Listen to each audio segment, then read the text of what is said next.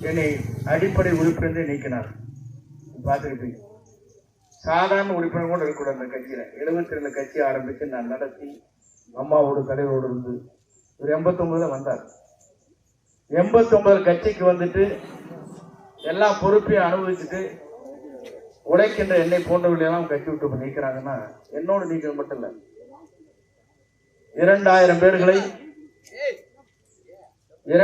பேர்களை என்னோடு நீக்கினாங்க. அதோடு மட்டும் இல்லை, இன்னைக்கு தேர்தல் நீங்க பார்த்திருப்பீங்க, மனு தாக்கல் பண்ணது 10 முறை மனு தாக்கல் பண்ண எனக்கு தெரியாது இருக்குமா? ஒரு சிறு குறை வருமா? வேணுனே இங்க வந்து ஒரு பெட்டிஷன்ஸ் ஐஏஎஸ் அதிகாரி சொல்றாரு, நீங்க பெட்டிஷன்லாம் போய் கோர்ட்டில் கொடுத்துருங்க, இங்கெல்லாம் கொடுக்காதீங்க. தெளிவா அவர் கொடுத்திருக்காரு, அது எந்த விதமான தவறும் இல்லைட்டாரு.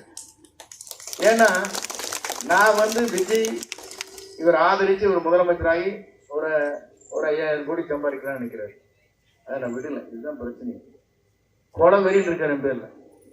மனு தாக்கல் பண்ணதே செல்லாதுன்னு சொல்ற அளவுக்கு இருக்கிறாங்கன்னா எவ்வளவு மோசமான சூழ்நிலை இருக்கிறது என்பதை எண்ணி பார்க்க வேண்டும். நீங்க வந்தாரு ரோகி செங்கோட்டையனார், என்னடாப்பா ஒரு துரோகம் பண்ணு பார்த்தேன். நான் முதலமைச்சராகி விட்டு கொடுத்ததுக்கு தான் எனக்கு பரிசு ரோகி. நான் பொதுச்செயலாளர் விட்டு கொடுத்தனால ரோகி செங்கோட்டையை டெபாசிட் இலக்க செய்ய வேண்டும், இங்க வெற்றி விழா நடத்துன்றார். மக்கள் என்ன நினைக்கிறான்னு அவருக்கு புரியல. எடப்பாடி பழனிசாமிக்கு எடை போட தெரியல, அவ்வளவுதான். எடப்பாடி பழனிசாமி வராங்க, அவருடைய பையன் வரங்கிறான், மச்சன் வரங்கிறான், எல்லாம் போட்டு போடுறாங்க. என்னடா நாடு என்ன இது? வந்து கம்பெனி நடத்துறதா? உங்களுக்கு தெரியும். ஒன்னே ஒன்று சொல்றேன்,